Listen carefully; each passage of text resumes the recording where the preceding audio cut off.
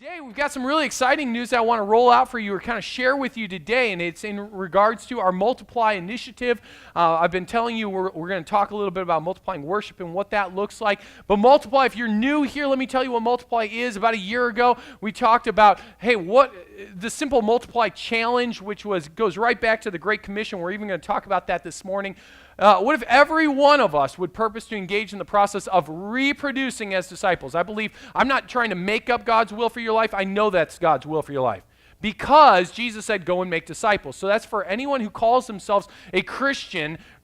That's God's call upon your life, is that you would help other people discover the life that you found in Him as well, and that you would reproduce. And so our deal is, though, if that happens, obviously we're like out of room. This is great.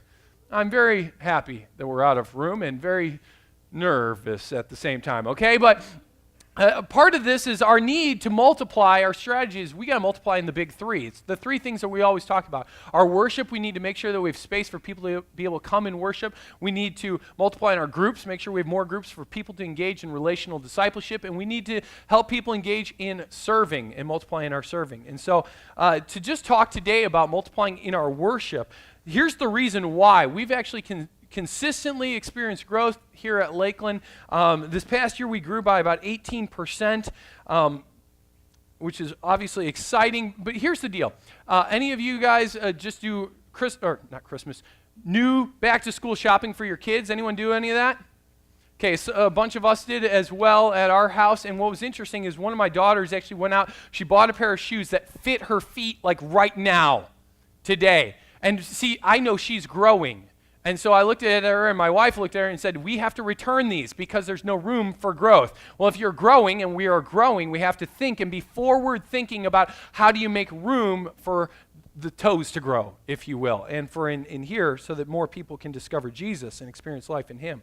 And so we've been trying to think forward about that in terms of our worship. One of the ways in which we've done that is we've launched the Belfry venue. Right now, over at the Belfry venue, there's probably 100 people worshiping over there, which if we try to fit another 100 in here, it wouldn't happen. Probably if this consistently happens here, I'm going to start asking some of you to consider moving on over to the Belfry for a period of time or for a season to once again make space for other people to come on in here, because that might be a great venue that you would say, I'd love to hang out there and be a part of that grassroots movement of what God's doing. The same Lakeland experience right down the road here. So we've launched that. In addition, I want to let you know we're thinking about how do we get our worship experience out into people's hands even besides our Sunday morning. And so we are actually video podcasting as well. That goes live today. We've been practicing for about a month. If you go to our website, you'll be able to click on a link and watch the video from this weekend, which is really cool for you to be able to share on social media, because everyone says, Josh, you're nice to listen to, but you're a kind of animated guy. Like you talk more with your hands than your mouth. So now you'll be able to see it, okay, online. Also, what is coming later this fall is we are going to be doing church online during our services. Now, that's not so that you can stay at home and say, sweet, I can stay in bed. That's not the point, okay? The point is that churches have discovered that church online is the new front door to the church.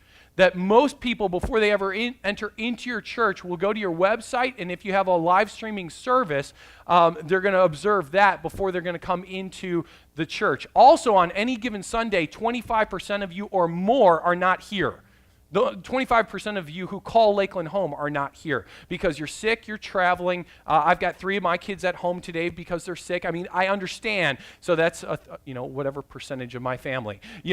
See, I'm hitting that 25% rule as well. That happens for all of us, and so because of that, we want you to be able to stay engaged with church even on those weeks when you're away. Now, this is different than just putting up a video camera in the back and having it like you can watch what's happening in the service. Church online is an interactive experience where there's a host and chat taking place. You can actually receive prayer. Our prayer partners back there will also be online, praying with people online. You can give online. You can be connected and find out what's next steps that I can take to get involved at Lakeland. So it's a really great interactive experience and a great first step as people are checking out church. The part of what has taken so long with that is it requires really high-speed internet, and if you haven't noticed, we're in the middle of a farm field. And so there is no high-speed internet out here, and it has taken us years to get it finally delivered here. It will go active hopefully at the beginning of this next month, which will empower us to be able to do this. It will also make it so we'll have an open network that will be able to handle all your cell phones, okay? So that'll be coming really soon. And then also in the area of multiplying in our worship, it's obviously building expansion as well. The toes are fitting up right to the edge of the shoes, folks, and we've got to think about our building expansion or what we're going to do to be able to fit more. And so we've been meeting with architects for quite some period of time. We approached them and we said, here's some of the flavor and the feel of Lakeland that we want you to think about as you're designing a space for us. And so let me show you just some exterior pictures as well as some interiors. We said, would you please think about a warm, welcoming, modern exterior that would be something that people would say, ooh, I want to go and check that place out. We said, think about where we're located. We've got this lakes area, kind of a relaxing feel. And so we wanted that to be a part of the exterior as well. We wanted exterior gathering spaces as opposed to just picnic tables, which, by the way, rule. We wanted places where there's natural nooks and crannies that are built into some of our spaces where people can connect with one another. In addition to that, we know that we live in Wisconsin. Are you aware?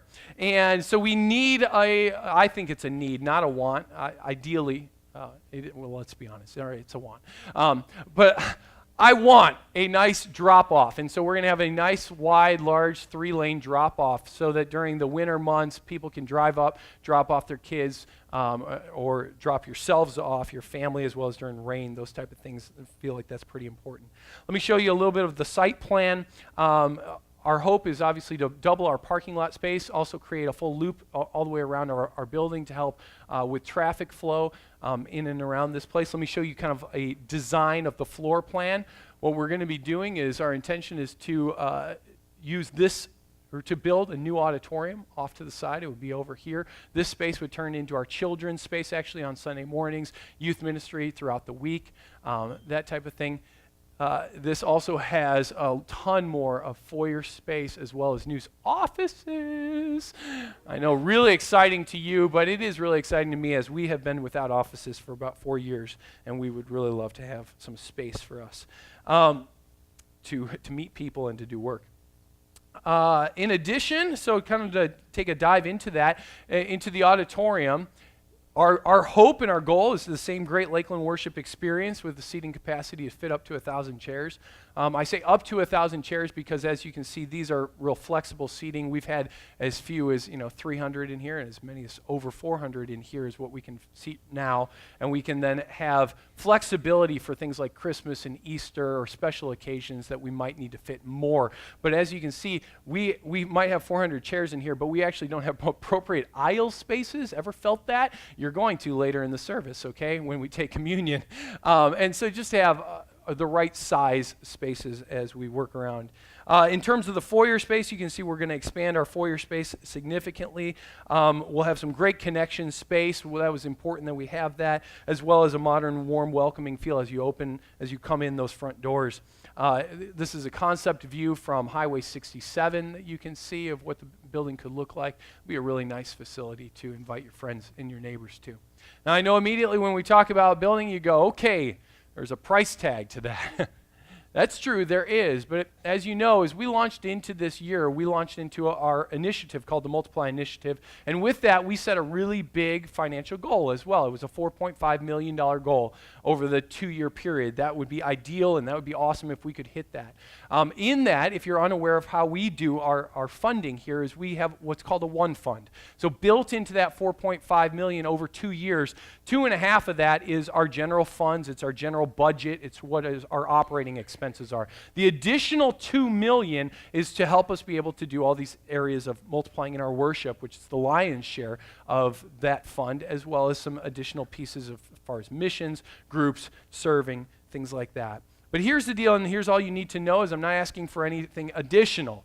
It's really simple. When we hit our Multiply Initiative goal, we will also hit our building expansion kind of down payment goal that we want to have. So those two things will coincide. So someone might say, well, what happens if we hit it early? Well, if we hit it early, then we might be able to build early. If we hit it later, then we'll probably build later. But when we hit our multiply goal, then we'll also be able to move forward on our building. So those two things kind of coincide together, just so that you're aware of that. In a couple weeks, I'll have a handout for you that will give you some more detailed elements as well as these pictures so you can take them home and look at it. But I'm excited. Now, how many of you guys know that really at the end of the day, I like buildings, but it is not the thing that really gets me excited. You want to know what really gets me excited? Life change. Every time. So last week I was walking through Lake Geneva. I saw someone said, hey, Pastor Josh. I didn't feel like I'd ever seen the individual before.